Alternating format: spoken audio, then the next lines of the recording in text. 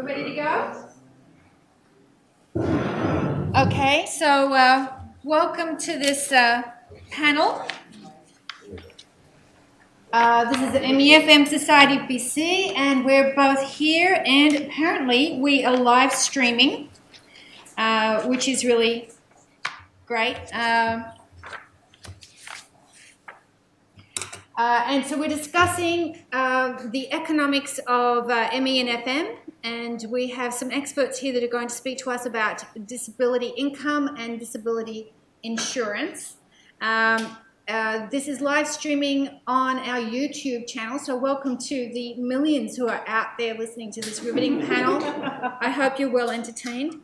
And let me introduce the panel. Well, first of all, before I do that, let me explain why we're even doing this. So as a society that represents patients and families with ME and FM, we receive a lot of inquiries from people who are having difficulties obtaining income, people who are couch surfing because they've got nowhere to live, people whose insurance companies are giving them a hard time. And this is reflected in the Canadian Community Health Survey, which indicates ME and FM patients are amongst the poorest patients out of all the chronic disease patients. And part of the reason is because these diseases are difficult to diagnose, and part of the reason is because there's a stigma attached to them. So we have our panel of experts here who are going to help us understand what the issues are and how to beat them. And so I'll just introduce you all at one time. So on the far, that's your right, we have Sam Turcott. He's the director for the Advocacy Access Program of Disability Alliance BC. Is that correct? Yes. And he and his team help people with disabilities to access a range of income supports for people with disabilities, including provincial disability benefits, and Canada Pension Plan disability benefits, the disability tax credit, and the Registered Disability Savings Plan. And he presents in communities around BC on a range of issues that impact people with disabilities. So thank you so much for coming here. Many of our community don't have insurance. Young people such as my daughter, who was too young to ever pay into any pension plans. So this is an important issue for that community. We have Martin Willems, and Martin is a lawyer. He moved to Canada from South Africa in 2005, and his focus is with people who are denied long-term disability claims, critical illness denials, life insurance denials, and denials in general. You must do well with teenagers.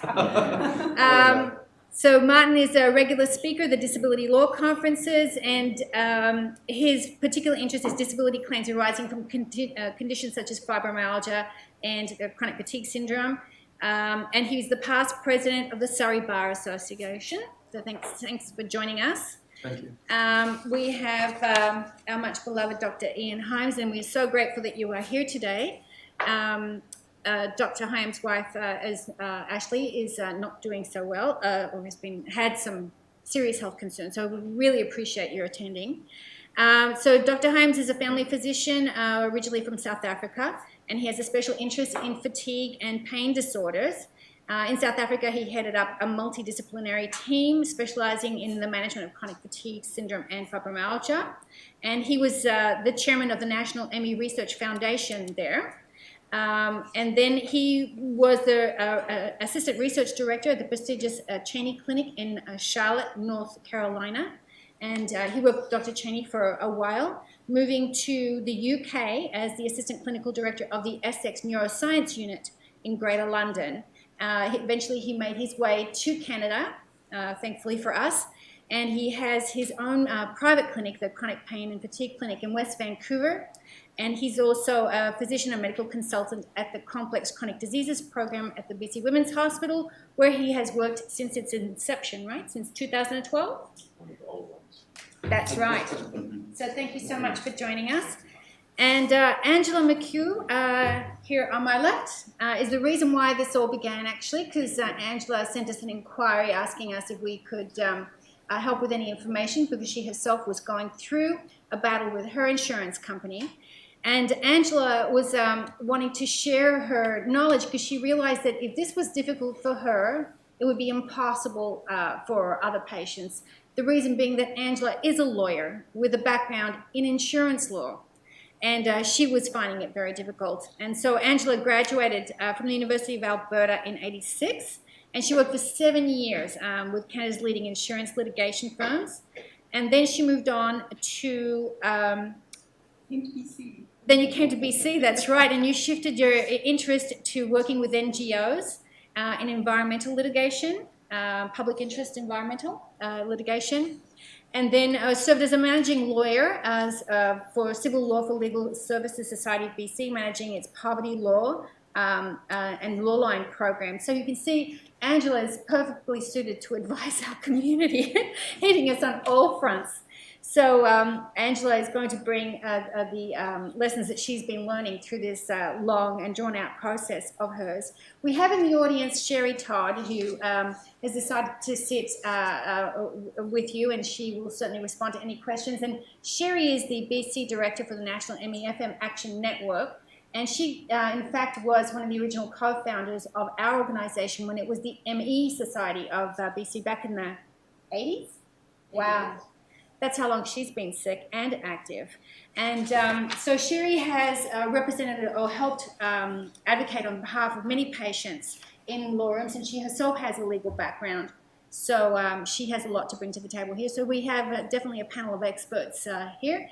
And we're going to start with Sam, who's going to present first. Good. Hi, everyone. It's such a pleasure to be here. Thanks for taking time on this rather rainy Sunday afternoon. I just need to get to my slides. Are Angela's first here?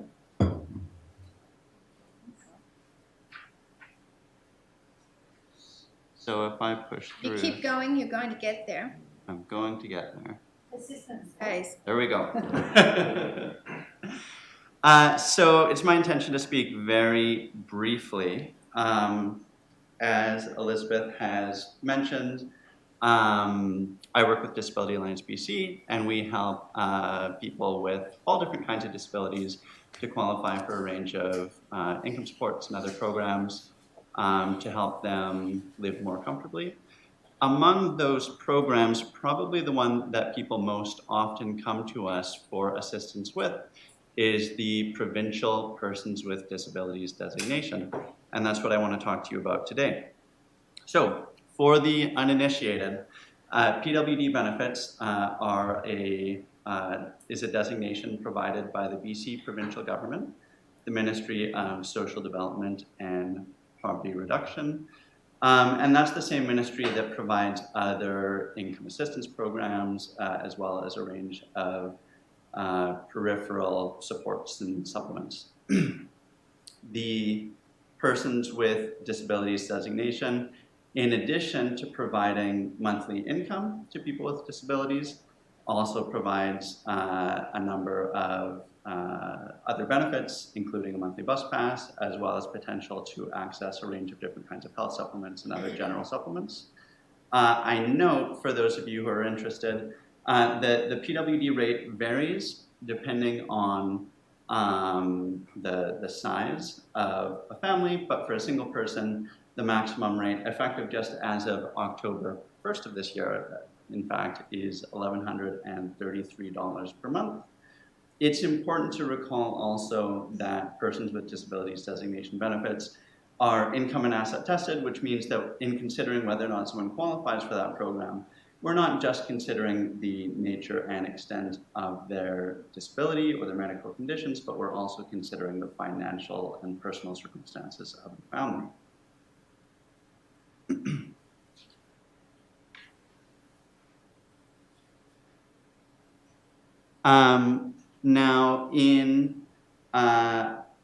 So that's to provide a few remarks about what the PWD designation is.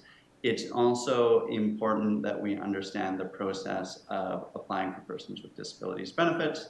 I think it's helpful to think of this as a two-stage process where initially The government is going to look at your family's income and assets and determine whether or not, if they agreed that you have a disability that meets the medical eligibility requirements, would they provide you some amount of income support? And then once they've made that determination, a person will be permitted to indeed apply for the PWD designation. Now, the medical eligibility for the PWD designation requires that the ministry agree that you have a severe physical or a severe mental health impairment, that you are directly and significantly restricted in your capacity to perform daily living activities, and also that that your disability is likely to continue for 2 years or longer, and that you require some assistance as a result of that condition. In reviewing PWD designation applications, I think that it's important to remember that the 3 reasons that people get denied most frequently is that the ministry doesn't agree that they have a severe impairment, they don't agree that they have significant restrictions in performing daily living activities, and they don't agree that the person who is applying requires some kind of assistance as a result of those restrictions. So a lot of what we do and what we think about in the course of supporting people with those disability applications is to try and draw out information about that person's life, which will help to establish those 3 points.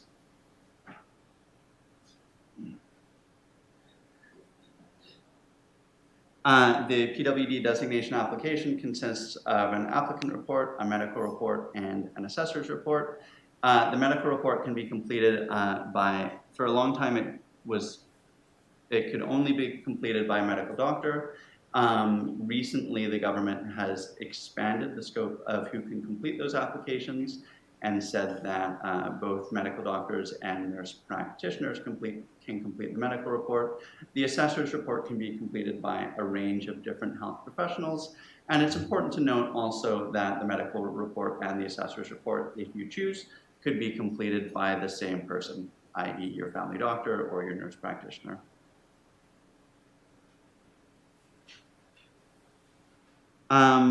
So really, I'm only going to talk for a few more minutes, and I want to, for those of you who are thinking about applying for the PWD designation or who have applied before without success, I want to draw attention to a few strategies that you might look to in preparing your application. One, it's really important to gear all of the information in a PWD designation towards the eligibility criteria. I recommend being really discerning when it comes to omitting extraneous information, that is information which is not going to help the adjudicator of the application understand in some way why you're of the view your impairment is a severe one, the nature of the daily living restrictions that you have, or the kinds of assistance that you receive in order to be able to function at a satisfactory level. I think that it is also important to strive for a reasonable degree of consistency between the 3 sections of the application. And this means that good communication between yourself and the other members of your medical support team, your doctor, nurse practitioner, and any assessor who may be assisting you with the application process, agree and have the same information about the nature of your impairment. The most difficult kinds of cases that we come across, and ones where people often get denied, is where someone has really in great length articulated in their own words the nature of the restrictions that they experience, but where there is not sufficient agreement between what that person has said about their condition and what their doctor or nurse practitioner said about their condition. And I think they're really the best advice that I can give is to really work to develop a positive rapport with your primary physician or your nurse practitioner, to communicate as much as you can in the course of your interactions with them, the particular challenges that you have because of your medical conditions. It's important to remember that there's no reason that just because your doctor understands what your medical conditions are, that they'll necessarily also understand all of the ways that you're impacted by those conditions in your daily life. So taking what time you can to help your physician understand that in the course of completing the PWD designation application is, of course, very valuable.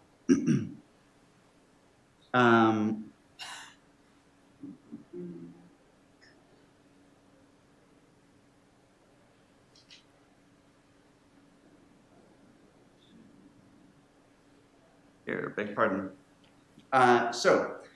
You've completed a PWD designation application. You have sent it into the ministry. You should know that they're going to take a couple months to review your application. It's not unusual for it to take 2 to 4 months. If you're approved, typically you would begin to receive the income supports that are available through the PWD designation the following benefit month. If you are denied, it's important to know that there is a reconsideration and appeals process that is available to you. And I would strongly encourage you, if you look at your application and think to yourself, how the heck did they not get it? Why is it that, I've provided this information, my doctor was great and really helped me out and provided a strong medical report. I think everything was there. The success rate at the reconsideration branch of the ministry is not bad. I would actually venture to say that all things considered, it's pretty good. And that often just a little bit of additional supporting information can tip the scales in the ministry's view. We have many clients who do get approved at the reconsideration stage. If you are denied at reconsideration and you need to go to the tribunal,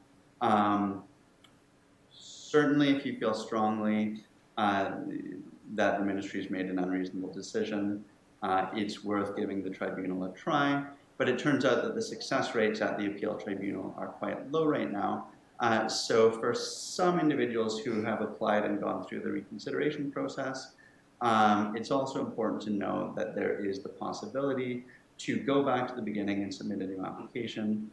This isn't a fun thing to need to do, but if you look at the original application and can understand in some way that with the information that was available initially, that the ministry might not have been able to reasonably determine all of the aspects of the eligibility criteria in your case, starting with a fresh application so that you have the opportunity to go back through the process can be valuable, even if it does take a couple of extra months.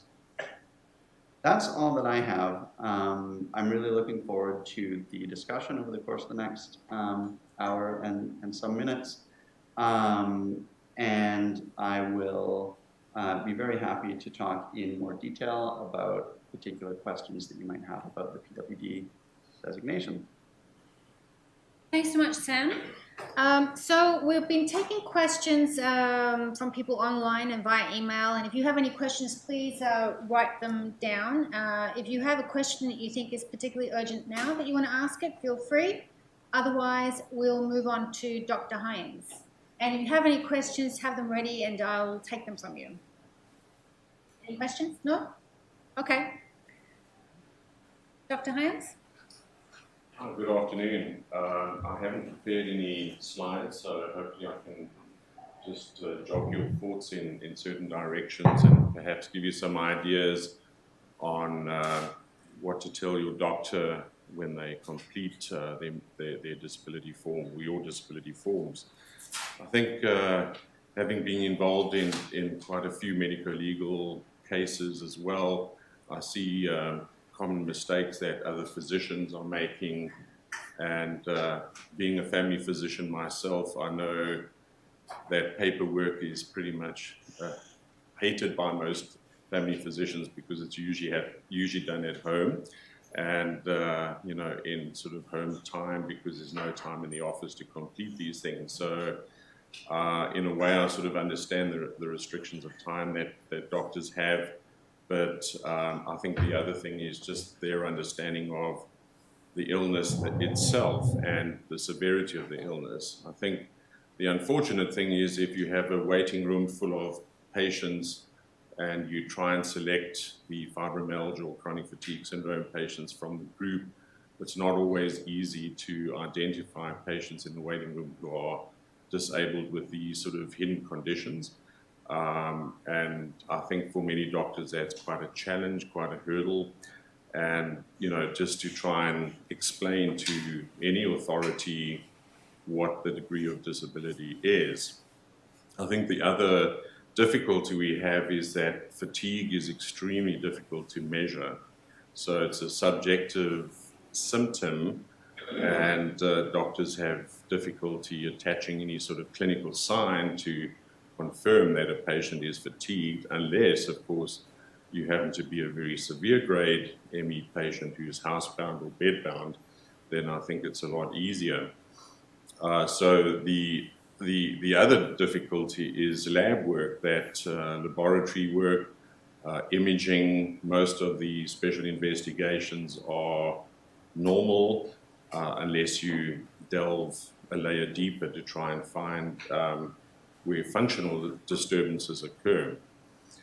So I think doctors are often caught up, I think they get the history part very well. Objective signs and objective characteristics of the illness is usually inadequately completed, in my opinion, because they don't know what soft clinical signs to look for. And then special investigations, most docs carry out the routine chemistry, hematology, maybe an x-ray here or there, and it all appears normal. And most of these disability applications require supportive documentation as medical evidence. And when you supply all that normal medical evidence, it's obviously not going to carry much weight in getting the disability through.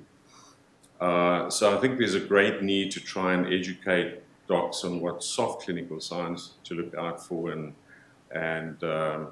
you know, things like, for example, if there's swollen lymph nodes in the neck, if there's a crimson crescent, which is a red arch around the back of the tonsils, that has been described as a feature of immune activation by certain ENT specialists, a group of ENT specialists. Things, just general conditioning of a patient, muscle tone, reflexes that might either be extremely strong or very weak. The orthostatic intolerance issues, if the doc doesn't get the patient to lie down and do a blood pressure reading and a pulse rate and then stand up, they might miss a valuable sign there. So positive findings are, and then of course balance issues as well, which can be simple balance issues or more complicated balance issues, but through a neurological examination can definitely be laid out in more detail. So these are some of the issues, and I think the other thing is for patients maybe to have a few resources of how ME and FM are compared to other really disabling conditions like multiple sclerosis, end-stage AIDS. Professor Anthony Komarov from Boston has done some elegant studies really looking at this, and there are a few questionnaires that are fairly standardized called the SF-36 or the RAND questionnaire, which can compare your degree of disability both mentally and physically, albeit a subjective questionnaire, compared to your average age and sex peers, also compared to other disease states. So what they found is that patients with ME and FM often have severe SF-36 scores equivalent to those who have got end-stage AIDS or MS or ischemic heart disease, etc. So I think it's important to sort of try, and the scoring of this is quite simplified by the internet. There are ways of scoring these difficult questionnaires electronically, so it makes a doctor's life a lot easier. It takes about a week to otherwise learn how to score these complicated questionnaires. And so I think with these calculators online, it's much simpler for doctors to do. So I think that's very important. And then typically what I try and do is ascertain, but before I get to that, I think another very important step is level of functioning, so restrictions and limitations. And this is often inadequately completed. I have developed an online questionnaire that we can push to patients just to get a description of what their limitations are and to help them expand on every detailed limitation that they have in their level of functioning, both at home, at work, and socially as well. And I think unless you give that to the patient to think about their limitation or their restriction, and then to take it to their doctor, it's very difficult for the doctor to write down all that information. Often there isn't enough space on the form to write all the information, then it can be attached as a separate piece of paper to the application form. So I think that's extremely important, and what we try and do is standardize it so that as we see patients, we can compare the level of functioning from one visit to the next, because tracking this can be really, really helpful in seeing what is improving both from a therapeutic aspect, but also what is deteriorating due to the disease. That's important for disability application. I think a further point I'd like to make is just that doctors do not know that there are different severities. So you get patients who are what we call grade 1 patients. They can do part-time work. They can do most of their daily living activities. And then that goes all the way to grade 4 patients who are literally bedbound for almost the entire day. And unless this is stipulated, in the disability application, that could be a problem. Even if someone is grade 1 and has partial disability, I think that needs to be, amplified, is the severity and also the unpredictability of one day to the next, which is something else doctors don't understand. Usually, if you are disabled, it should be the same level of disability 1 week compared to the next week, 1 month compared to the next month, which, as you all know, is not the case in this complicated illness.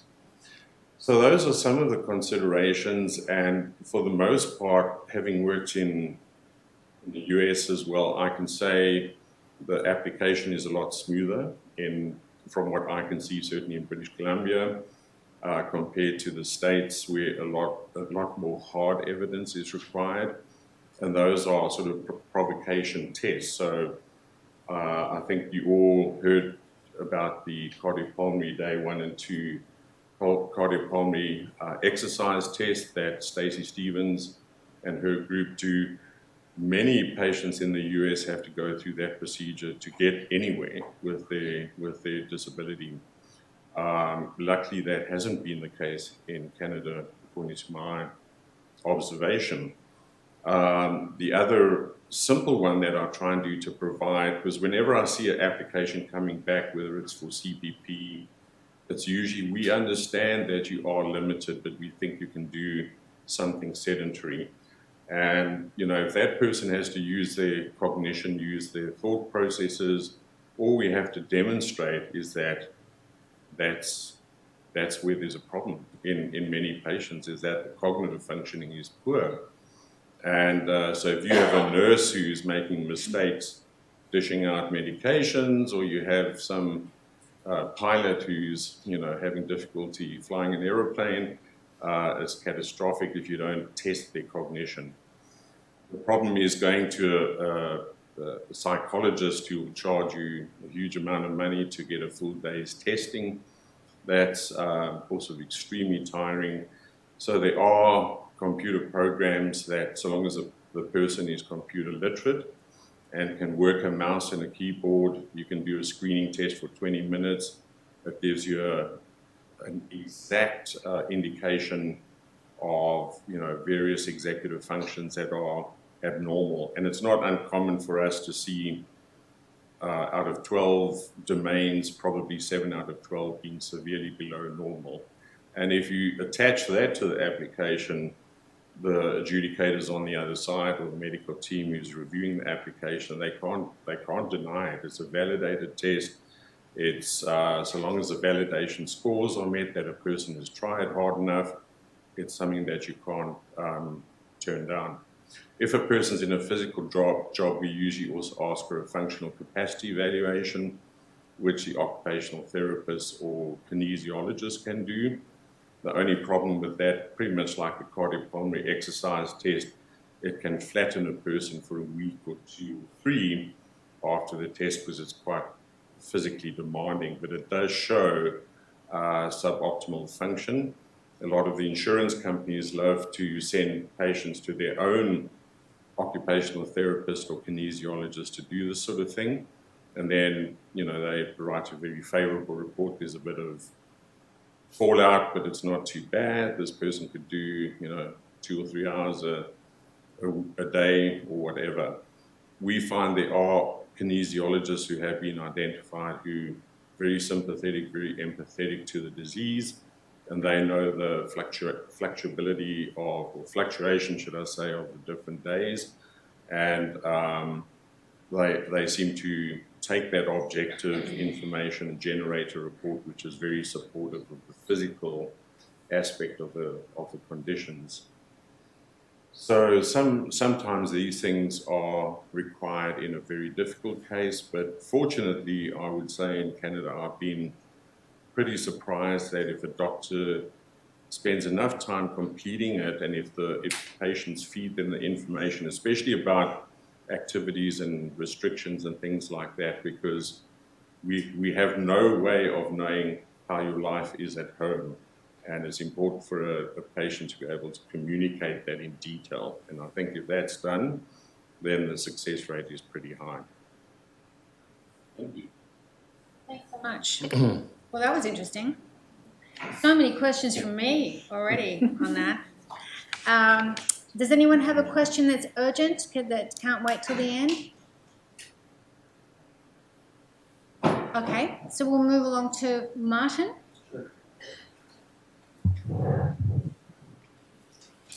Thanks, Elizabeth. So I'm a disability lawyer. I sue insurance companies when there is a denial. I've never acted for insurance companies. I act only for plaintiffs. And I think lots of what Ian has said, I was going to say, but I'll speak about it. No, I'm happy you said those things because it's now validated from a legal and a medical perspective. I see people who have had their cases denied. So I don't see them when they are approved. I'm sure that they are, some of them. The ones that I see who are denied mostly would be in this category that is termed to be invisible or subjective conditions.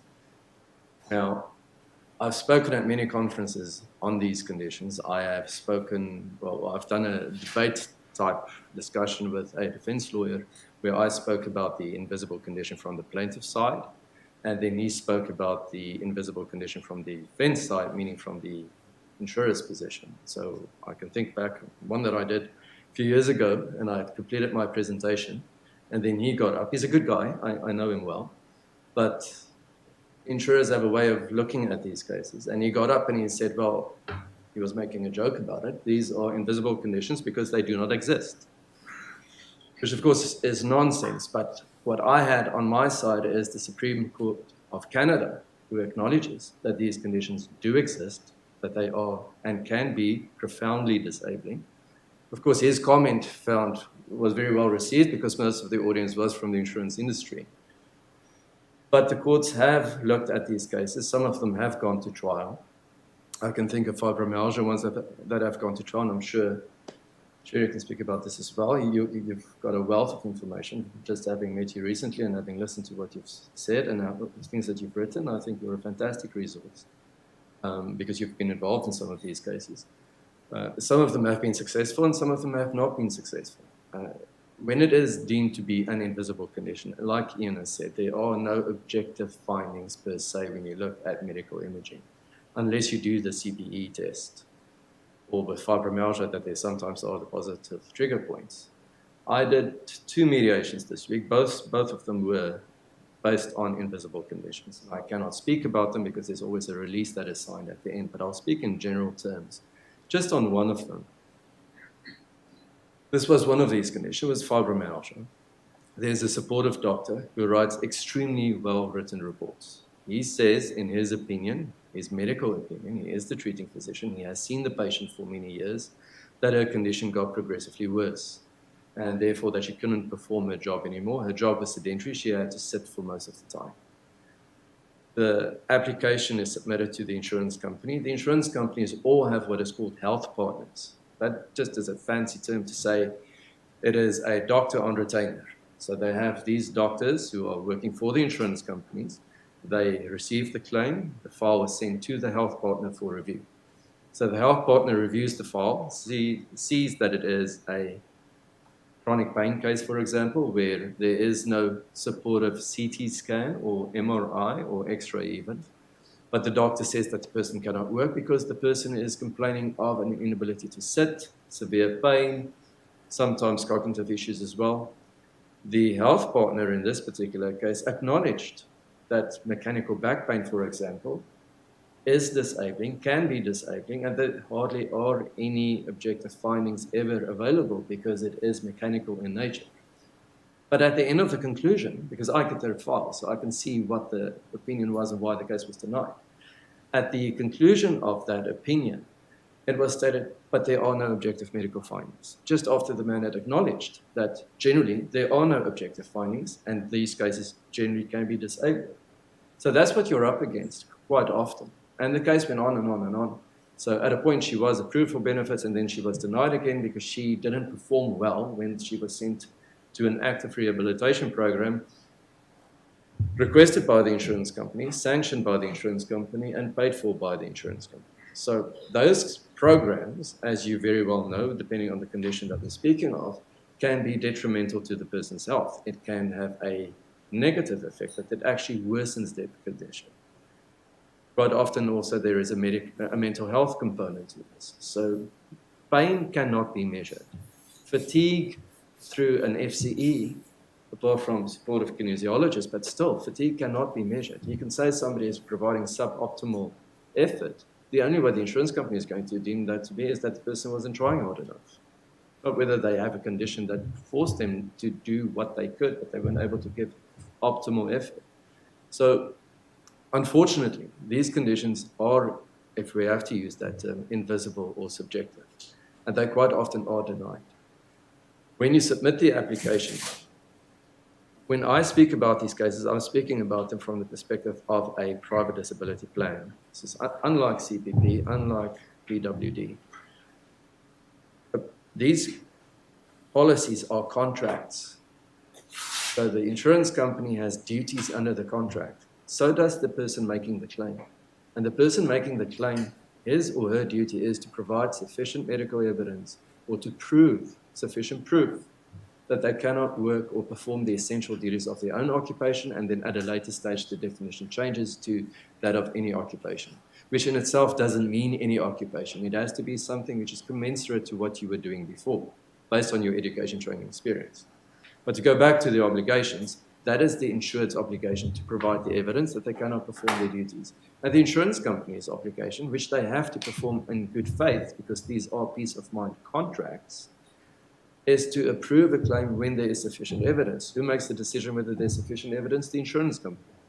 So when you do submit a claim and when there is a denial and you think you're going to do an appeal because you think you've just missed something and you're going to convince this insurer that they are going to pay because they are on your side after all, you submit the evidence, further evidence, which sometimes people think is more helpful, but it can be detrimental because you can go back to your doctor and your doctor gets frustrated. So the doctor writes another report and says, I cannot understand why you're denying this claim. Clearly, this person is disabled. The more emotional those reports become, the more angry the treating physician becomes. That plays into the hands of the insurer because now the doctor is tainted with being an advocate for you. These reports should be written objectively. So the moment that there is emotional language in it, as valid as it may be, you've harmed your case. You haven't helped yourself. And that is something that I run into routinely when I get the insurer's file. Because I read it, and then the case manager or the case manager's manager will say, well, clearly this doctor is an advocate. They're not being objective. And when it goes to trial, that is what they will try to convince the judge to see, that even though there is subjective or supportive medical evidence, it's because this doctor has been treating this patient for many years, he feels bad for the patient, and he wants to help him. So we don't really want to listen to what that doctor has to say. So it's a thin line as to how these reports should be written. I think Ian is fantastic in writing these reports because he's had experience with them. An obligation to prove that you cannot work in your own occupation and any other occupation basically means getting supportive medical evidence. There's collateral evidence that's looked at as well at some point, but the basis has to be supportive medical evidence.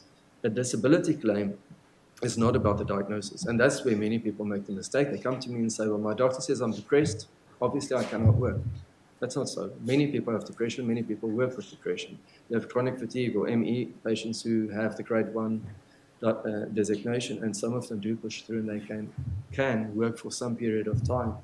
It is not about the diagnosis. It is about function. That is the utmost, most important thing to consider.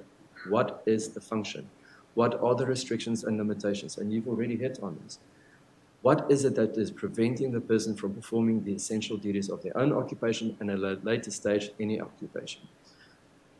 Now that again, it becomes tricky because then you get the forms that you complete for CPP. There's a questionnaire where you have to say what it is that you can do on a daily basis. What is your limitations with respect to sitting? What is your limitations with respect to standing, walking, cognitive function, sleeping, etc. And you've got advocates, and I understand why this is done, saying to the person, complete it based on your worst day, because likely you will be approved for CPP. You get that questionnaire, it is submitted to the insurance company. They may then decide to do surveillance because you're now getting CPP and they're not planning to pay to the age of 65. It's not in their interest. I'm not saying it doesn't happen. It does happen. I'm not here to bash insurance companies, but I deal with this on a daily basis and I see how this is dealt with. So when those questionnaires are submitted to the insurer, it is stated, I can sit for 5 minutes. The insurer goes out, or I can only pick up 10 pounds or 5 pounds. I don't do any grocery shopping because I'm in so much pain, I'm so fatigued. But yes, you do have good days. And there may be then surveillance catching you, if I have to use that phrase, where you do have a better day, where you just sit for a longer period of time than you said you could, or that you are out when you're driving when you said you can only drive for 5 or 10 minutes.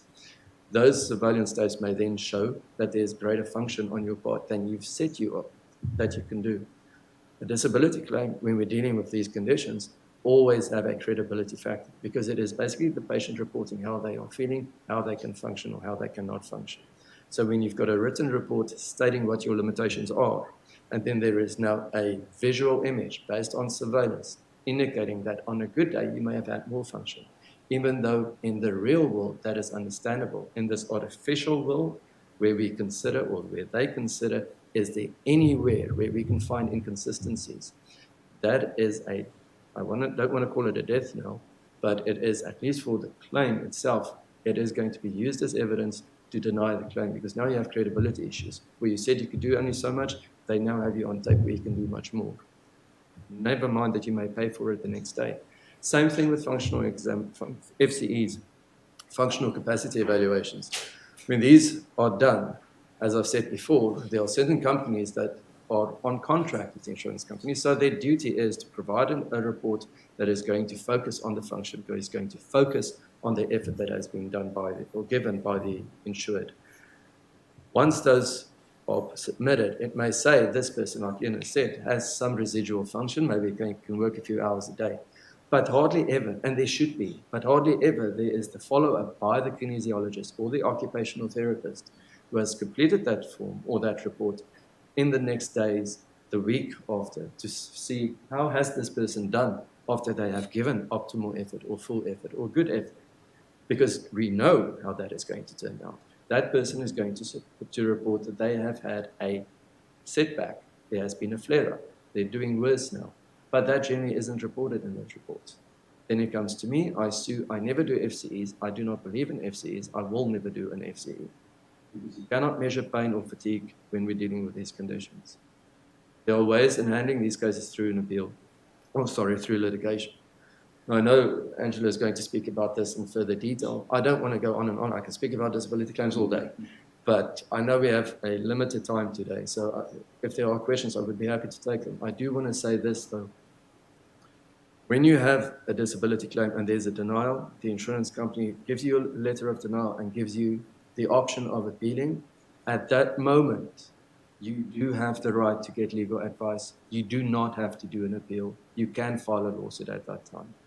That is what I do. So I'm not advocating that you do file a lawsuit, but at least seek legal advice to see how the case can then be dealt with, which avenue works best for you. Unfortunately, for some people, some categories of jobs, you cannot file a lawsuit because the collective agreement may prevent you from doing so. Specifically, nurses come to mind, forestry workers, teachers, which is very unfortunate because your appeal process is designated, it is set. You're going to go through what is provided for in the collective agreement, and ultimately there will be a claims review committee that makes a decision on whether your claim is going to be approved or not. And if their decision is final and binding, there's not a lot you can do about it. I find that extremely frustrating because I cannot really help those people through litigation, and there are many of them. But if there is no collective agreement, then likely you can sue. In some cases where there is a collective agreement, look at the language whether you can actually file a lawsuit. I'm not saying don't do an appeal. You can go ahead. In some cases, I'm sure it helps. But I've seen many where the people have come back to me where they have submitted the appeal, even to the third level, and they are so surprised because they trusted that the insurance company is going to approve the claim. And unknowingly, they have submitted further evidence that actually supports the insurance position, even though they don't understand it. So if I can leave it at this, do get legal advice once there is a denial. Thanks so much. You're welcome. Again, very interesting. I do have one question before we move on. The idea that there's fluctuating energy and fluctuating capacity for people. And on top of that, people often need to push themselves and are prepared to, they know they're going to crash, right? To what extent do insurance companies expect people to crash in order to work? So how much of a crash is acceptable to an insurance company?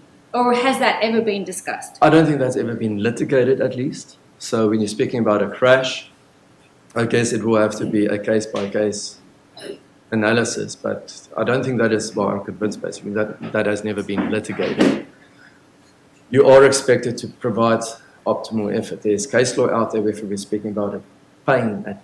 You have to work through pain on a reasonable basis to perform the essential duties of your own occupation. When you're speaking about a crash from a chronic fatigue or ME analysis or perspective, I suppose if it keeps happening, remember, I'm the person arguing on the plaintiff's side, I'm not the insurance company. So the insurance company may have a higher requirement for what should be done by the insured. But I do think if you've got an objective person, which would probably not be me because I'm the one arguing on behalf, it would not be the insurer, it may be a judge will expect reasonable effort. And if it is going to be on the basis that this person goes to work for 2 days and then crashes for a week, that is not going to be deemed to be a case that should be denied. There is case law on this that if going to work is going to be harmful to your health, then that should be a case that should be approved. Now that's the case law. Whether it's actually dealt with in practice, not so much. Yes? That's what happened to me last fall. I was forced back to work. It did me harm, and the research shows it does mitochondrial damage. I went back to work for 3.5 months teaching in a private school, though, so no faculty. But I'm really concerned by your comment about it seems like they don't consider post-exertional malaise because that's the hallmark of this condition. My doctor says it's pathognomonic. It does not occur in any other condition.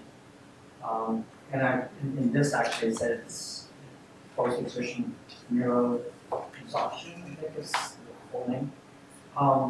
So yeah, you prepare before, you crash, so you rest up before you do the thing, and so they record you, and then you crash, but they don't record before or after. Yes. And they don't consider that? let me be clear on this.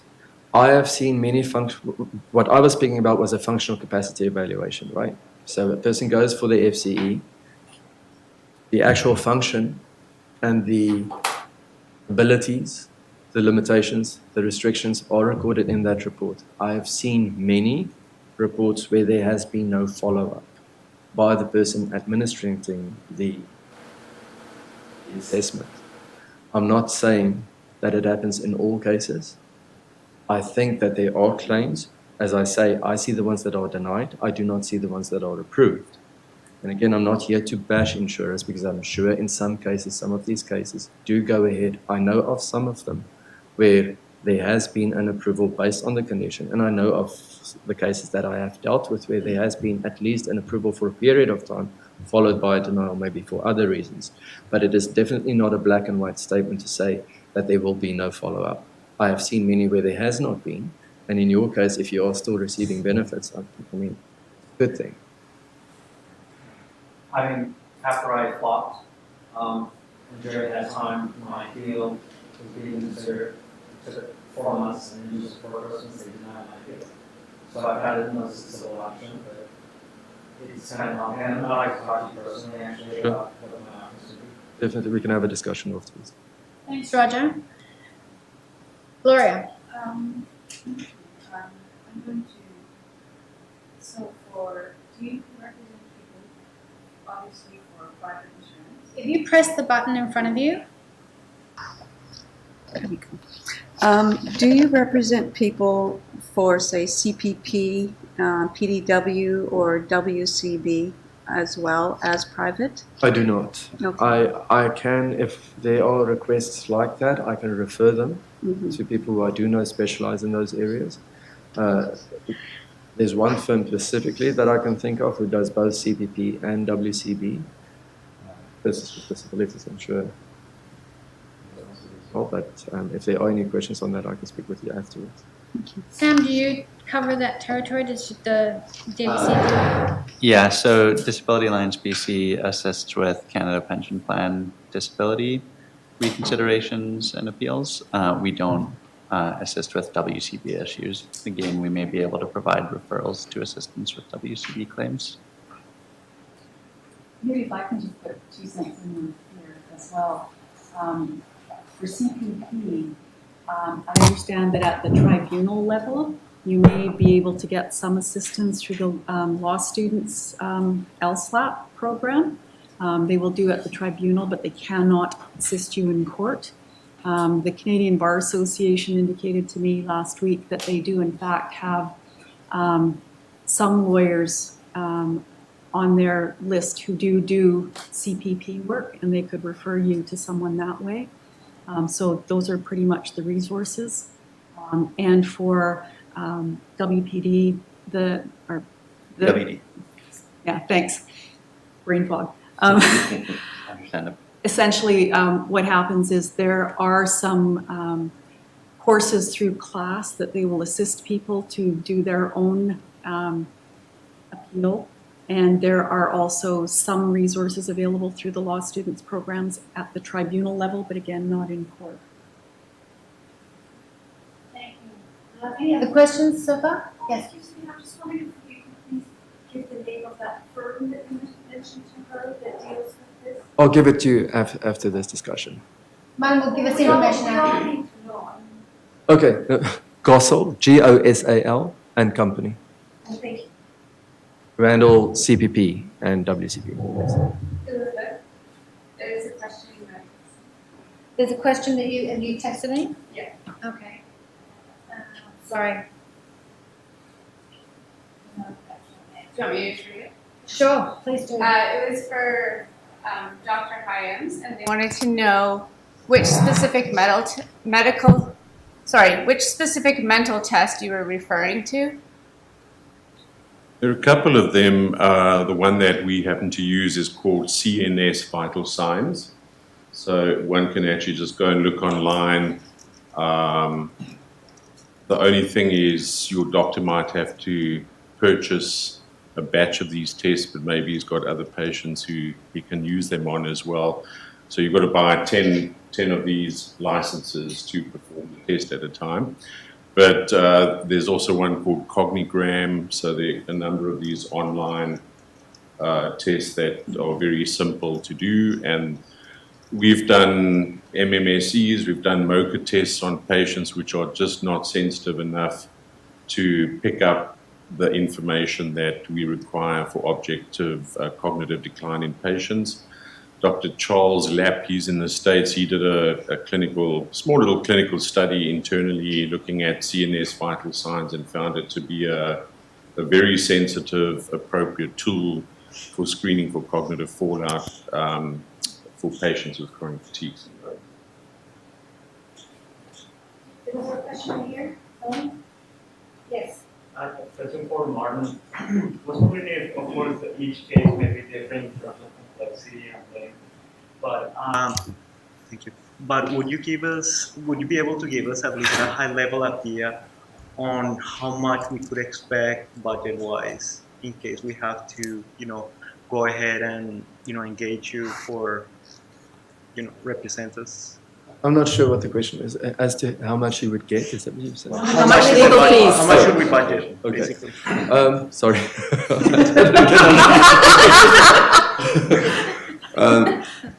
I work on contingency fee, on a contingency fee basis, so I get paid upon settlement of the claim. And if it does go to settlement, there are lawyers who do it on an hourly rate, I believe, as well, but I do not. Thank you. So nothing. Yes. Budget.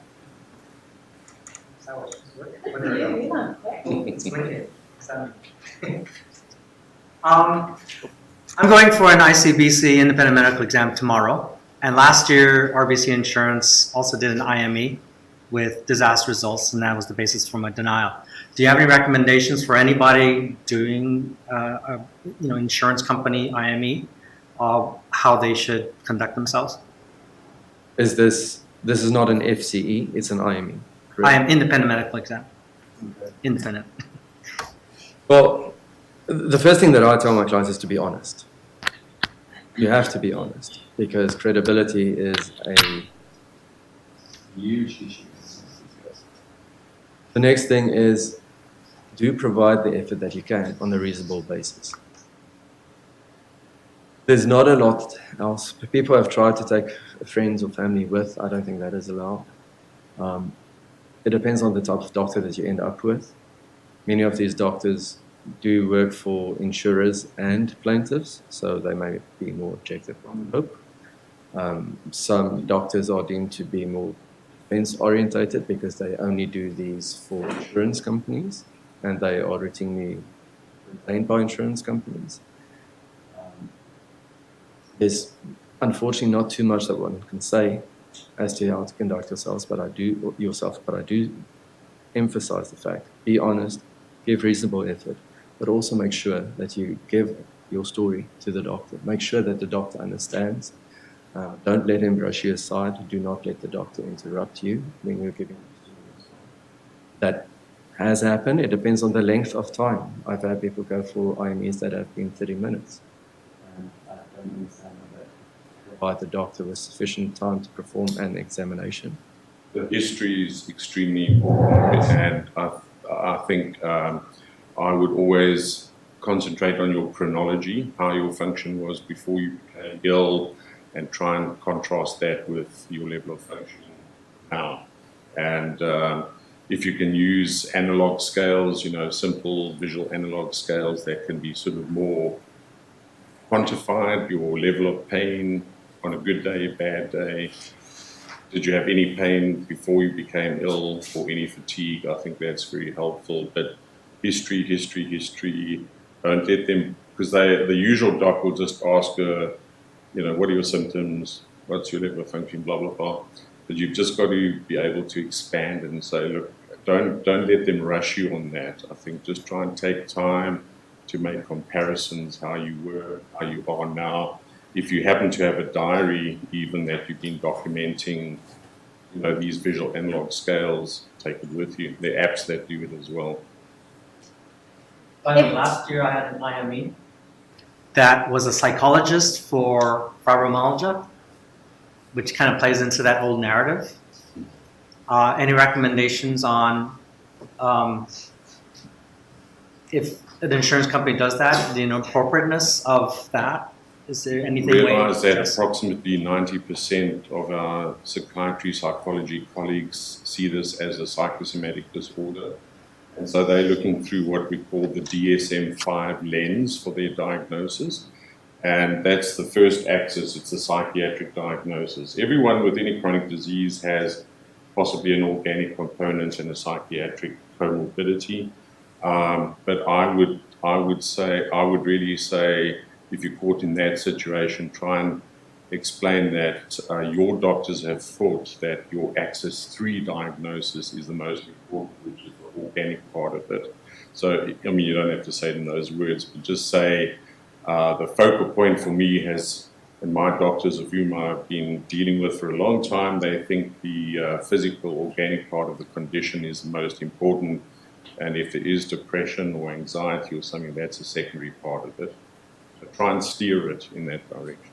So we're going to move on now, if you don't mind, so that Angela can do her presentation, because I think a number of these questions will be answered. You have the mic right here. Thanks, Angela. So just to give you a little bit of an idea of how I got interested in this, I did get a diagnosis of ME, and my journey since then has obviously brought me into contact with a lot of people with the illness. It has also brought me into contact with an insurance company in a manner that I had not been in touch with them before as a claimant. And it's given me a completely different view of things than I used to have. So what I wanted to do, I've noticed various questions coming up with the people that I've been speaking to and that I've been meeting as I've gone through this journey. And there seem to be some common themes that I might be able to speak to and help you avoid a few pitfalls. And I'm not going to speak a lot about the StatsCan information that's now up on the website. I will tell you that it really struck me when I looked at those statistics. This was part of my journey in realizing just how large the numbers were. And so I've just sort of put some of the stats into this presentation, and you'll see for ME, the numbers are climbing quite rapidly in terms of identifying the number of people. And the numbers now are in excess of 560,000 in Canada, which is a massive number. And if you look at the StatsCan information, the things that really struck me were just the levels of poverty associated with this illness and how disproportionate it was for people with these illnesses versus the other major illnesses that StatsCan surveys for. So the disability and the poverty issues to me were large because they implied that people are not getting the social safety net income support that's available to other people with other types of conditions. So again, you'll see Stats Canada looking at the fact that the disability levels are huge. There's a need for income support, and that we are 19.4% of the Canadians permanently unable to work in the working age group.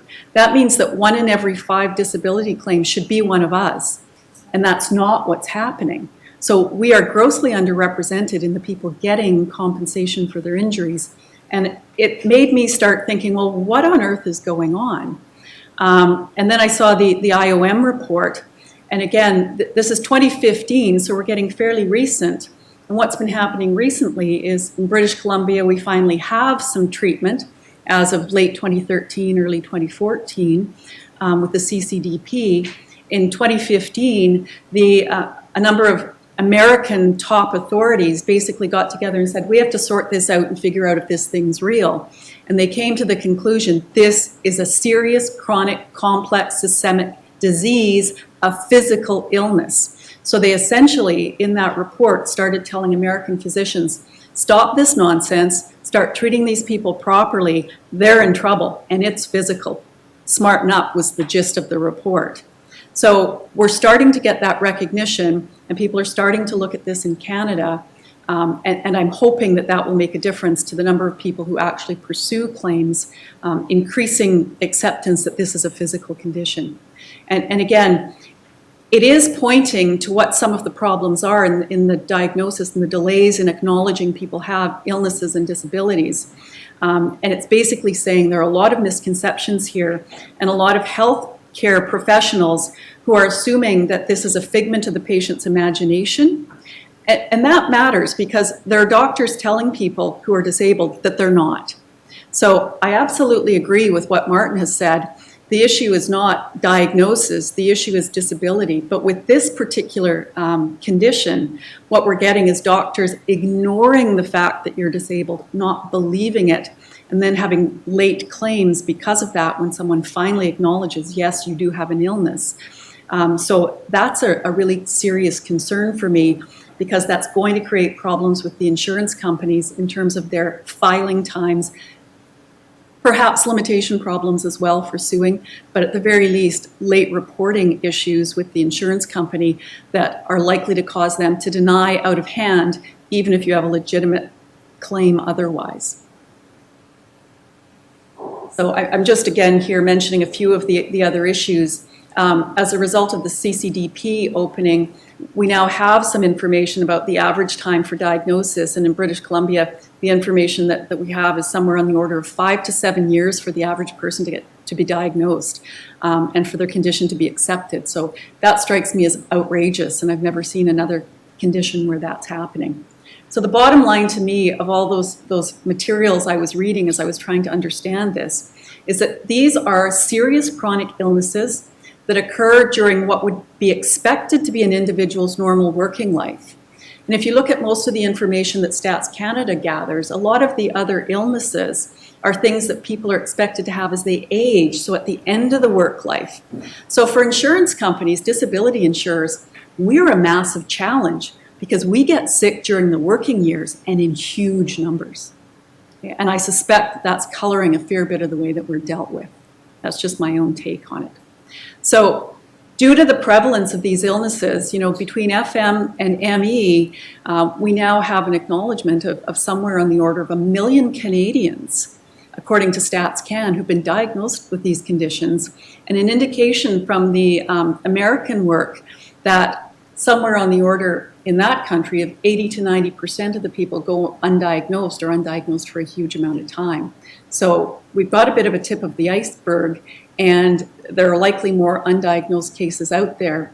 Hopefully, as the doctors come more on board, that will change. But it's a massive number, and I suspect that's frightening the insurance companies and affecting the way we're dealt with. And what they're also finding is there are very serious impacts for society because it's working years, and impacts on income security, poverty, food security, housing, medical and household needs. And that's according to Statistics Canada, not according to me. Okay, so very serious impacts on the societal level. And it just seems to me if we are 1 in 5 of the disabled people or something on that order, that either we have to be dealt with through the insurance system or in another manner through government programs. If in fact it's determined that we're not covered by insurance, the government has to realize that there's something going on here for a huge number of people that's creating a massive poverty black hole, if I can put it that way. So that's what horrified me from the outset. And then I started dealing with the insurance company and was quite amazed by what I saw. So the social safety net, private disability insurance is the thing that's going to likely get you the most money if you have it. The other programs are fairly limited in the amounts. And so if there's going to be a real attack on poverty in people with these illnesses, we have to be looking at how the private disability companies can respond better. I suspect that because of the diagnosis issues, what's going to happen because of the lack of medical understanding is that people will have been told for years beyond the reporting times that their disability is not believed or accepted. And that gives the insurance companies a quick out. Okay, so I think the two challenges for disability for these particular issues are documentation and proof of invisible disabilities, which Martin has spoken to quite eloquently, and then time. The time delays for reporting the claim have to be properly addressed in your application if there is a delay. There may be ways to address delays, but you have to do it applying the relevant criteria, and you're not likely to be able to do that yourself. And then certain types of time delays, for example, for suing, can be fatal to your claim. Whether or not that happens as often as insurance companies will tell you is a separate issue. And that's actually one thing that I want to talk about, and I'll come back to it. But in my case, I gave the insurance company notice of claim on a Friday afternoon. At 4:30 a.m. on Monday morning, I got an email telling me I was out of time. I thought, wow, we've given that a lot of consideration. And at first I thought it was funny. I had worked for insurance companies for 15 years early on in my career. I had never seen anything like that. So I thought, ha ha ha, this is just a form letter, silly me, and looked at it, and they told me a bunch of ridiculous things. First of all, they told me that I was out of time for appeal, which was amazing because, in fact, the time for appealing ran from the date of denial, and the date of denial was 4:30 in the morning on the Monday, so how I could have been out of time before they'd even denied was beyond me, but that was what it said. Not that I care much, because I don't have a great view of appeals for insurance companies, because they're not actually appeals as a lawyer would see it. Frequently they go back to the same person that denied in the first place, who just rubber stamps the original decision after waiting and waiting and essentially stringing you along. I take issue with the appeals process because if you look at the Insurance Act, it's supposed to be consumer protection legislation. It's supposed to be there to help you. It's supposed to be there to make sure the insurance company responds to you promptly. So there are time frames for them responding to you. And once they get you into the appeal period, you're outside the act. They can do whatever they want in whatever time they feel like they are good and ready. Okay, so just be aware of that. Just a few of my pet peeves about the appeals process. So, to me, the mystery was, what's been stopping people from succeeding in making private disability claims? And I've been asking lawyers in this area, and I've been trying to talk to patients, and I can't really get a read on it yet. But I think it's necessary to at some point, get a read on it. I'm not sure if people are just not getting proper legal advice. And that concerns me because many of the people that I have been around have been saying things that have me absolutely cringing. And they say things like, well, gosh, yes, I went to see a lawyer. I don't know that I have a good claim. My doctor sent me to their favorite motor vehicle claims lawyer. And I just have my jaw hit the ground because, that's kind of like going to a brain surgeon for heart surgery. They're both very skilled, but completely different skill sets. So I want to talk a little bit about that so you understand the difference. But I thought, is that what's happening? And one of the big issues is that ICBC claims operate on a completely different time frame than disability claims. So if you go to that kind of a lawyer and you ask for off-the-cuff advice, they're likely not going to be that familiar with the provisions of the Insurance Act because they deal with the Insurance Motor Vehicle Act. Okay, so just be aware of that, completely different regimes. So the other thing I wondered is, are claimants unable to pay for legal advice? Or are they unable to find lawyers to take cases on a contingency? So I know that Martin does work on a contingency. I know that a few other lawyers do, and I'll talk a little bit more about that later. But don't assume that because you can't pay the hourly rate right now that you can't go to a lawyer. So, you want to get to a lawyer and see if you can find people with the right skill sets and able to take your case on a basis you can afford. The other thing I wondered is, do you just not realize that you might have a policy? Because the issue is when the disability arose. So some people, if there's a delay, they're thinking, okay, well, I'm already off work. I don't have my own policy right now. Well, for some of those delay cases, you may actually have a policy with your old employer, the group policy. If the delay is with respect to deciding when the disability was. So in some cases, it may well be worth looking into whether you might have a claim under those policies. It won't be in every case of delay, but there may well be a policy there that you didn't really think of. I'm also wondering if people are misreading the policies and giving up without proper legal advice because some of the policies are hard to read, and or people don't know that they have different rights in the statute rather than the policy. And I'm wondering if people are giving up because they get these letters from the insurance company and they think that the insurance company knows what they're talking about. And the reason that I thought of that is that in the letter I got, they told me I was out of time on the limitation. So time to sue. Well, that's fascinating. They put in a big pile of language about Nova Scotia and this and that and Ontario, and gosh, in some province, it's as short as 1 year from the time you are disabled.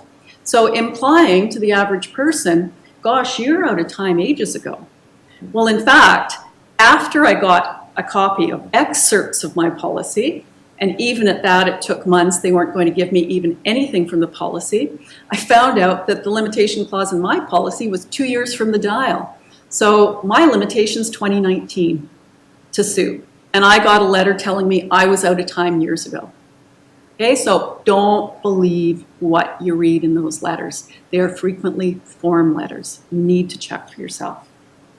Okay, so these are some of the things that I've been wondering if they are impediments to people, and I wanted to talk a little bit about it. So I'm going to talk a little bit about the types of private legal claims. What's a good lawyer? Because there seems to be some confusion there. What information you need. A few things about insurance companies, just talking about what I've seen in my own case, and then some of the main times. All right, types of private legal claims, tort claims and contract claims. A tort, we're talking about car accidents there. Okay, those are civil wrongs. You've heard it called negligence. And that's when you sue for something that's over the fault of someone else, usually motor vehicle.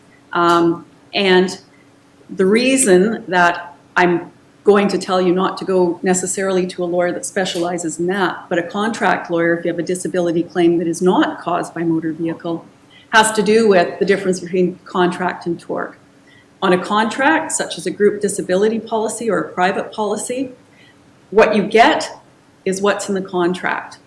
Okay, so the issues in that kind of case are, do you meet the contract terms? Do you meet the definition of disability? Have you made your claim in time? Have you given proof of claim in time? Have you issued your legal action in time?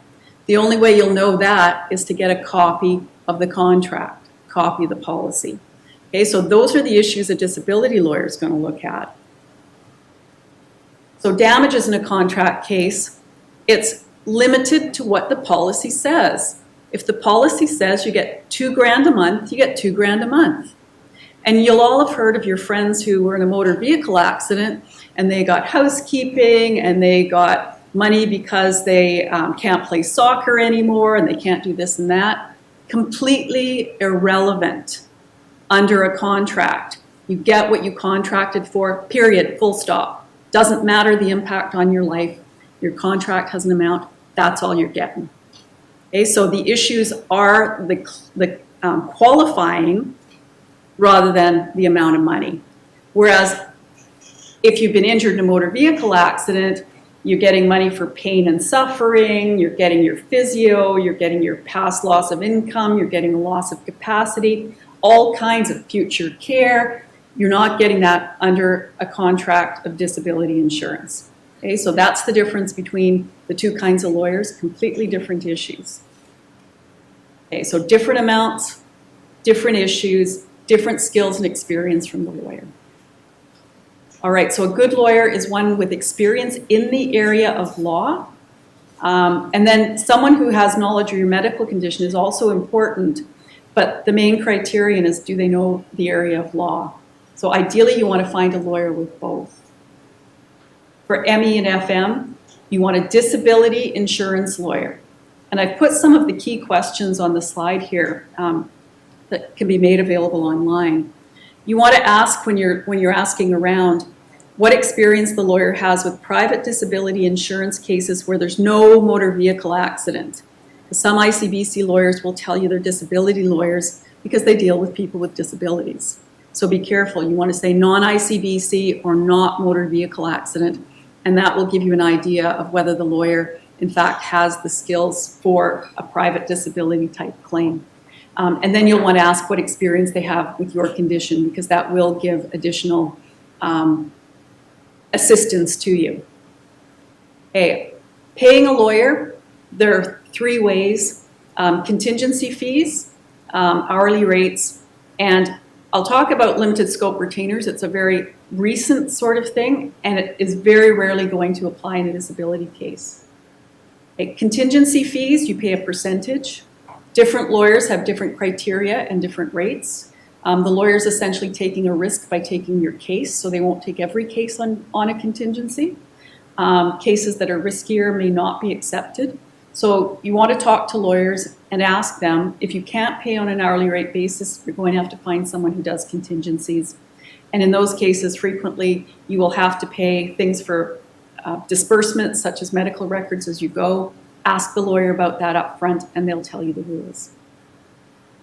Okay, the pros to contingency fees, you don't have the ongoing financial burden, but if the case is settled quickly, you might have been cheaper to do an hourly rate. Okay. The cons, if the case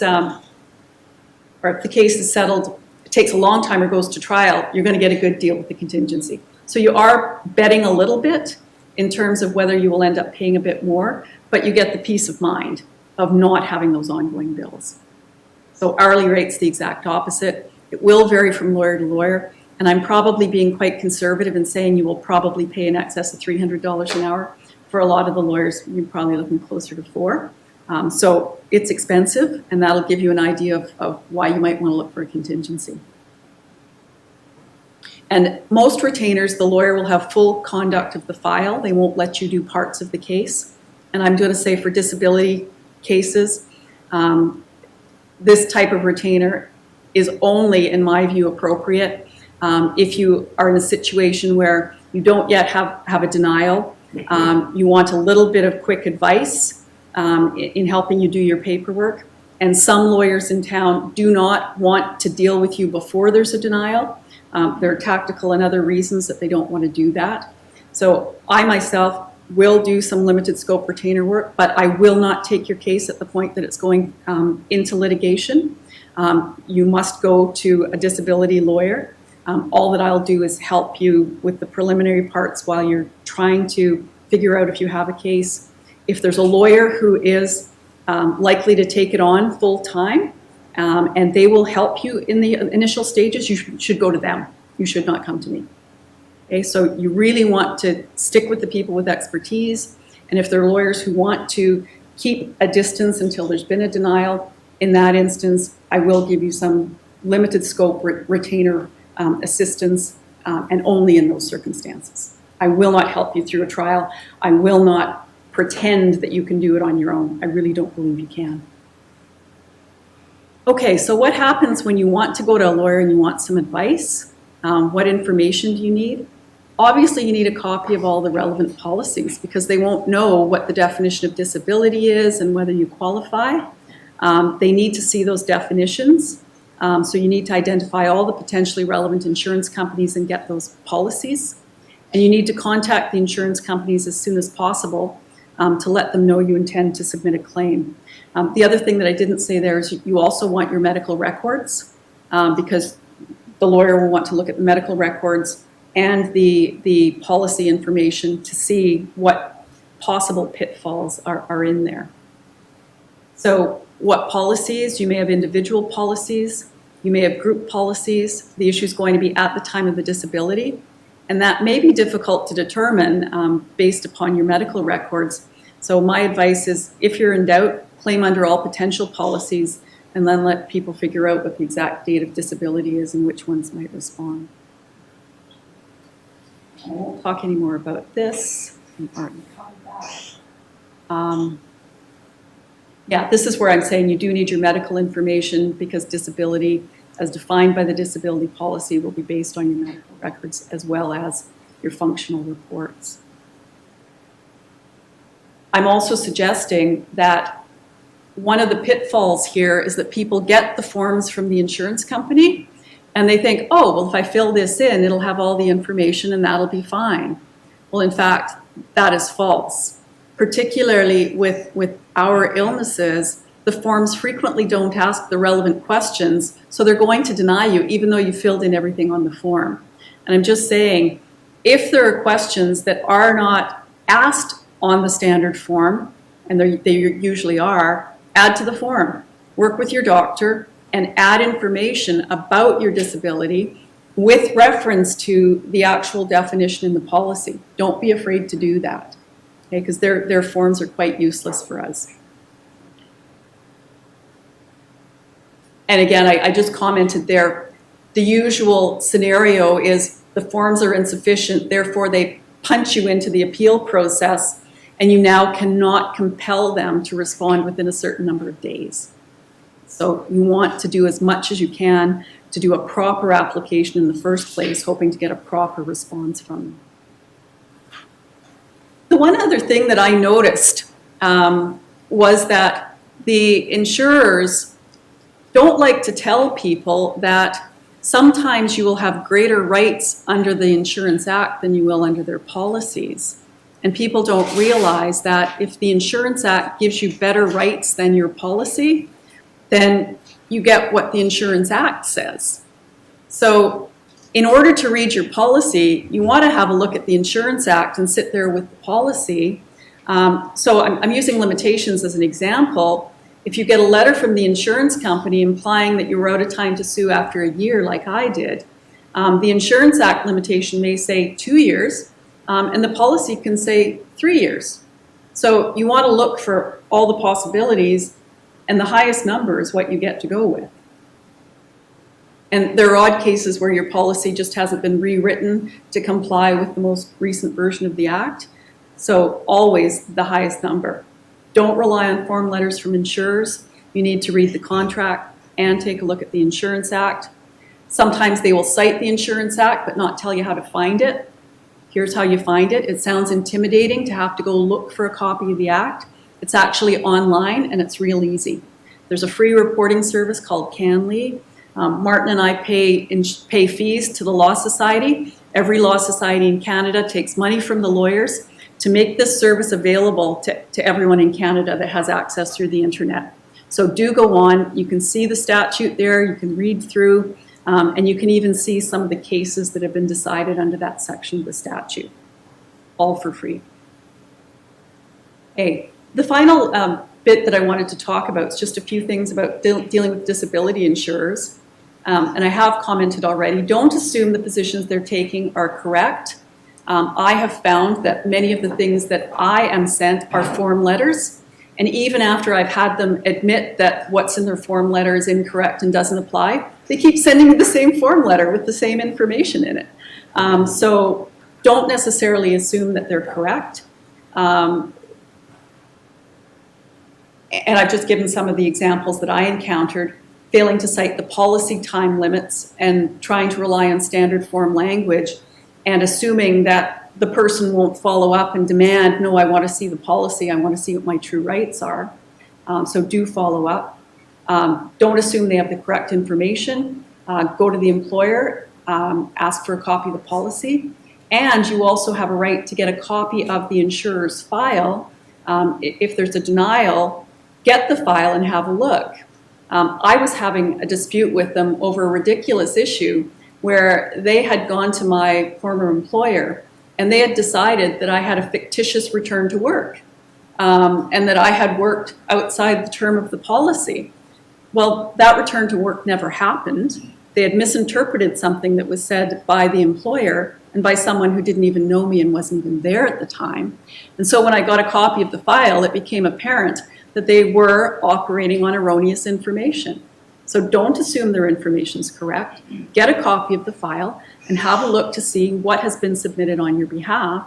And in my case, I even asked the employer not to send them anything without copying me, which they did anyway, which was a separate issue. But do ask the employer not to submit things without you seeing it, because you'll at least have a chance to correct anything that's wrong in there. And then don't assume they're helping you when suggesting that something can just go to appeal. As I said before, they're required to respond to you within a certain time frame. Once you're into that appeal process, it has no required time frames, and this may well be a delaying tactic and frequently is. And if they can delay you outside the limitation period, you no longer can sue. Okay, so I say think carefully about engaging in any appeal and strongly consider going to a disability insurance lawyer at this point. I believe that before you engage in an appeal, you should go see a lawyer to see if there's a point, because you are likely just delaying the inevitable. If there's an adverse decision, ask for reasons. I got some interesting responses when I said to them, well, actually, you're required to give me reasons. What do you mean by this sentence? And that was when I realized they had a bunch of false factual information. Okay, so if they deny a claim in a manner that implies that certain decisions have been made when they have not, you also want to follow up on that. I had actually raised a specific issue and asked them for a determination, and they pretended to have dealt with it. I later found out that in fact the person that they made me deal with didn't even have authority to make the decision that they were kind of hiding from. So do ask for reasons so you can find out what they did and didn't decide on.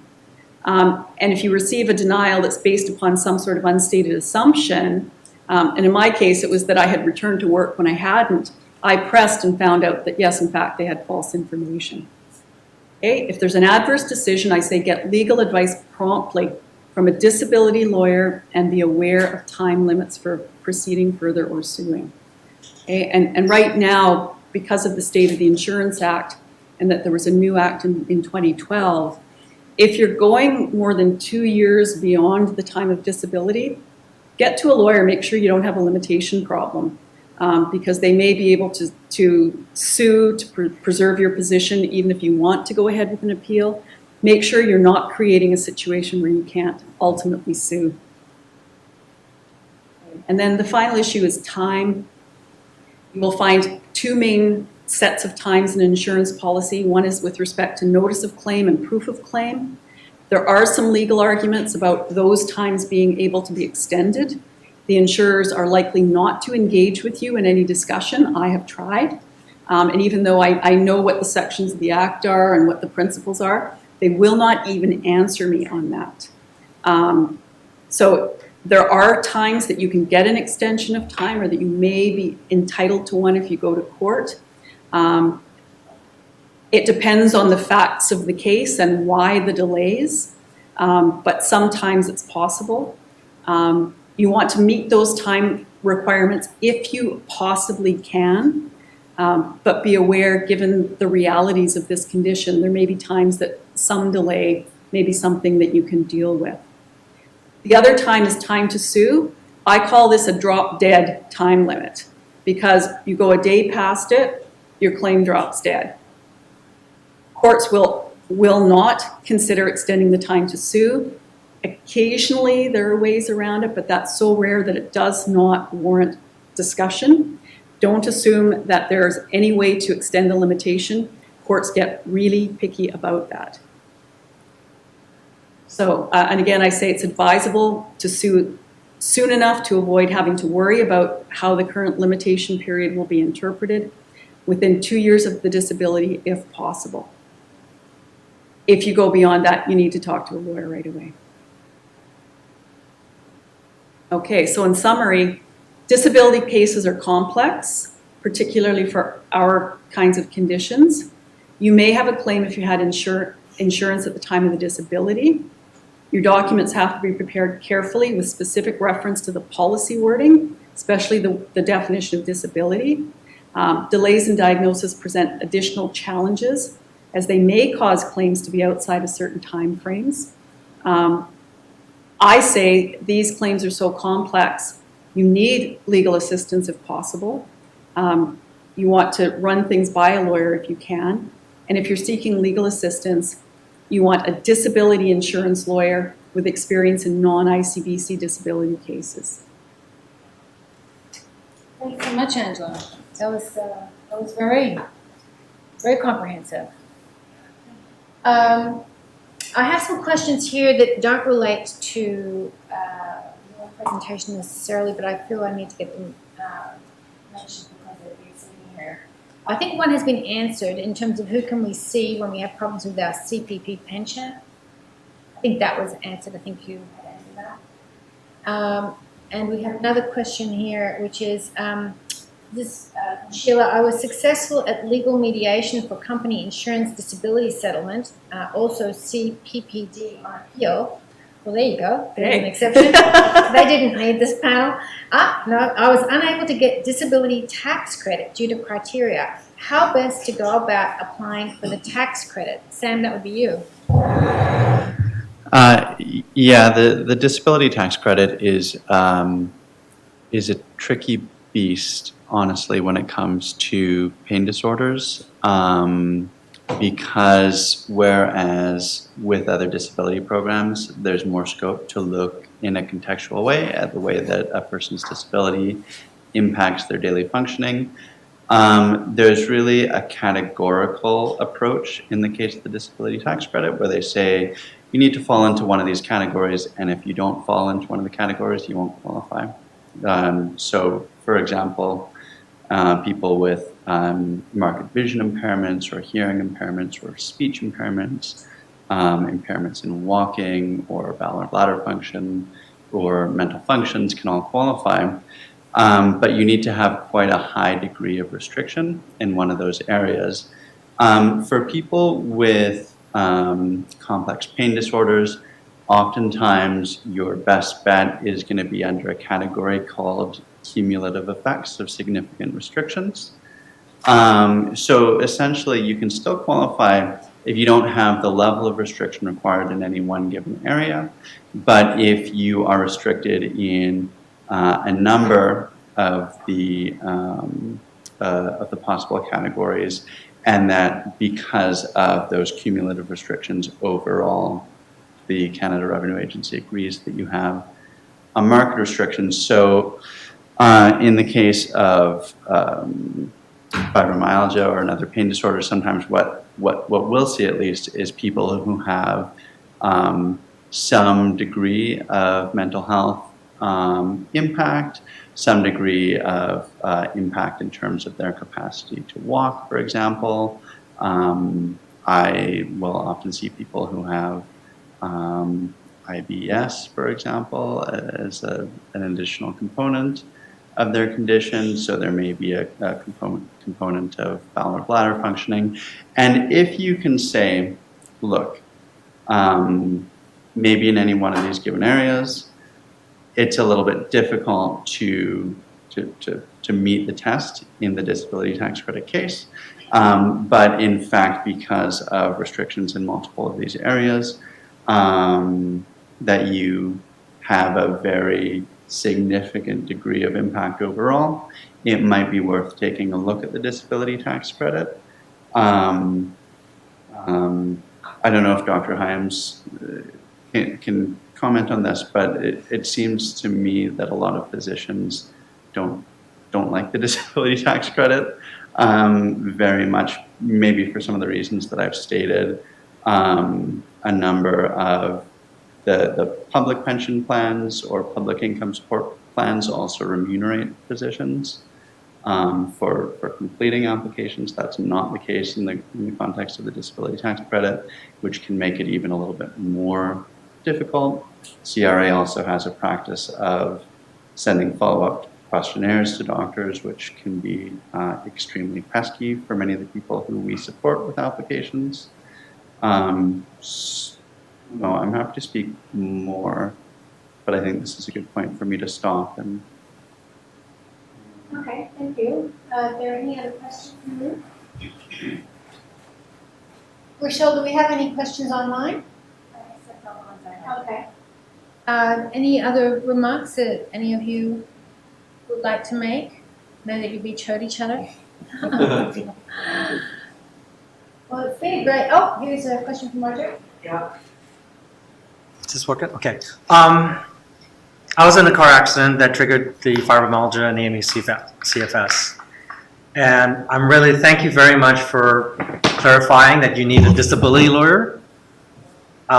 Because I've been having problems with my ICBC lawyer trying to deal with the disability. And he's even thinking of just lumping in the ICBC and not even pursuing the disability insurance. Now, one of the questions I have is, in terms of the contingency fee, if you're going after the original contract, when there's a judgment in your favor, does the judge, whoever, say, oh, you just fulfill the contract, payout per month, or is it a lump sum, in which case the 30% is based on a lump sum? Martin can answer the contingency question better than I can, but I will tell you that the courts will say that they cannot, under a contract of disability insurance, give a future award. So they will give an award only for what is past, because it's only if you remain disabled into the future that you are able to claim under the Or contract. alive? Yeah, so sometimes in settlement, the company will then pay a lump sum, but you cannot require that at court. The future loss is determined in the ICBC case, and I will also tell you that in most ICBC situations, the lawyer will tell you to make a disability claim, but they frequently won't really pursue it if there's a denial, because most disability policies are what is called a contract of indemnity. Therefore, if ICBC ends up being liable to you, your disability insurer gets the money back from ICBC. It's subrogated. Yeah, exactly. Which makes things kind of complicated, isn't it? Yeah, yeah. So what do you do? Should I be pursuing, because it pisses me off that my employer paid 60% of the premium, I paid 40%, and they're not giving me the peace of mind. I can't pursue my medical treatments because I have no money. I hear you, and I know exactly what you're talking about, but be aware, if I was handling a claim where there's a motor vehicle claim and a disability, I would really caution you about pursuing the disability, because by the time I sue on that with the car crash claim, we're probably getting to trial around the same time on the motor vehicle claim. You're going to end up with more IMEs, you're going to be exhausted. We're then going to have double experts on everything, with the insurers trying to pick and choose who nailed you the worst, and trying to get the medicals from the other guy. And I'm not sure that I would necessarily pursue both. It would depend on the liability situation. If there's going to be a big liability split, it might be worth your while. But there are downsides to pursuing both of those And that's what my things. lawyer was thinking. Can But I one of the things is suggest, about Roger- aggravated and punitive damages, that would be lost, right? Because that's one of the things in the notice of civil claim was, not only did they not obey the contract, but in not obeying the contract, they caused these aggravated damages. You have to be Can I careful. just start, go ahead. I just want to say a few things on this. These are the most difficult cases to pursue. When there is a disability that is as a result of a motor vehicle accident and there's a collateral ICBC case going forward, because there is a subrogation agreement. Having said that, there are ways to deal with them. If there is a loss of earning capacity award being pursued in the ICBC case, my argument on this is, and this has not been established firmly in the case law, loss of earning capacity is not loss of income. It's a loss of a capital asset. So whether you're getting a future component for loss of earning capacity in an ICBC award, it is arguable, and focus on the word arguable, that the insurer may not be allowed a portion of that claim. But that's not legal advice. Okay. It is an arguable claim to be made. There's also an argument that until you've recovered all your legal fees, you haven't truly been fully compensated for your injury, and that there may be something there. So it really depends on the total value of the claim, whether or not it's worth pursuing. Now the contingency fee is not covered by the courts, right? No. So Which is devastating. Roger, if we don't mind, we can Okay. continue asking questions until we wrap it up. We've gone over time, and I just wanted to thank everybody for coming. I know a lot of you are retired. You've been here since 1 o'clock or earlier.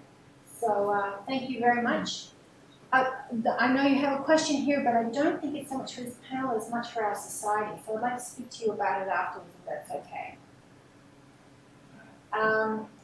Yes, sure. Well, thank you to the BC Society for organizing this event, because it's hugely valuable.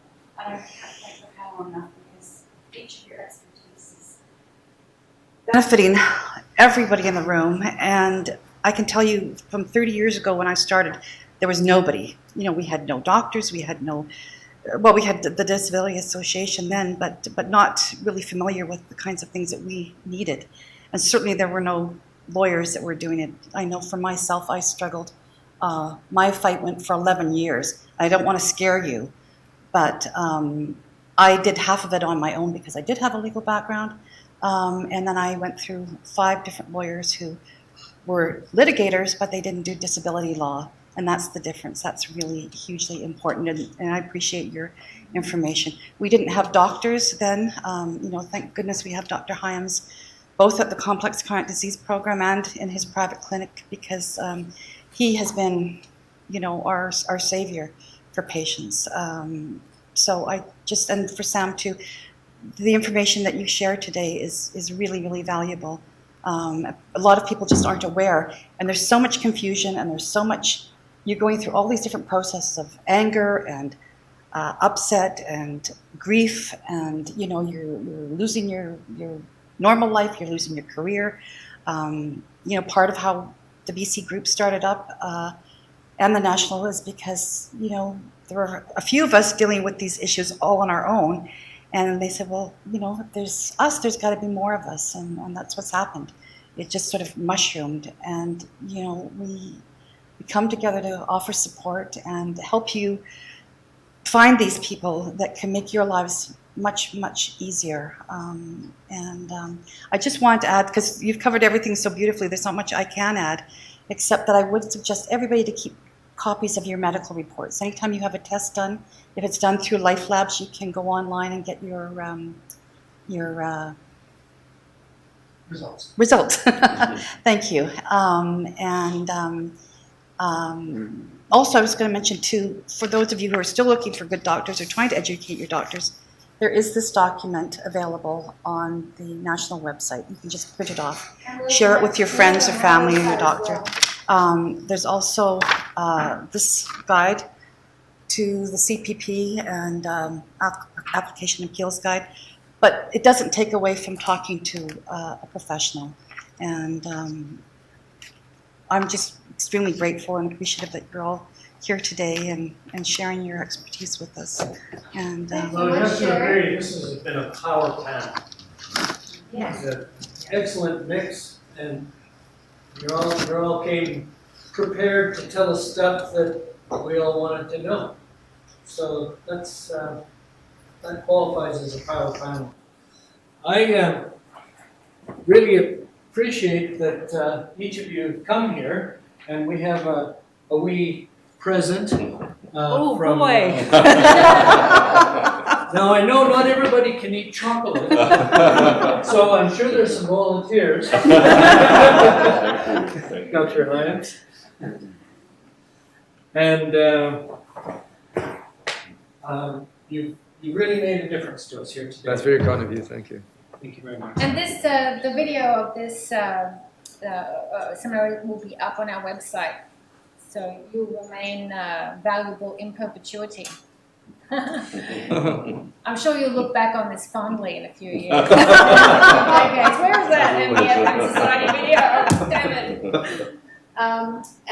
Well, thank you very much, Larry, and thanks so much for coming. We plan on another event of some sort in May, as we usually do, and then of course our AGM next year. Keep in touch with us. If you haven't become a member, please do so. And one last thing, actually, while I've got everybody's attention, we are looking for, there's a web series producer who is doing a series on carers and with people with chronic illnesses. And they would like to do 2 episodes, one on ME and one on FM. And we'd like to find somebody in the Lower Mainland. The focus is on the carer, but the patient will also be on camera. So if you know of anybody, please ask them to contact us. So that's it. Well, thank you very much. Thank you. And,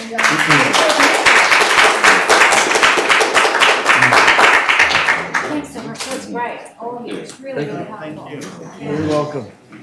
I've been hearing people around me say these things.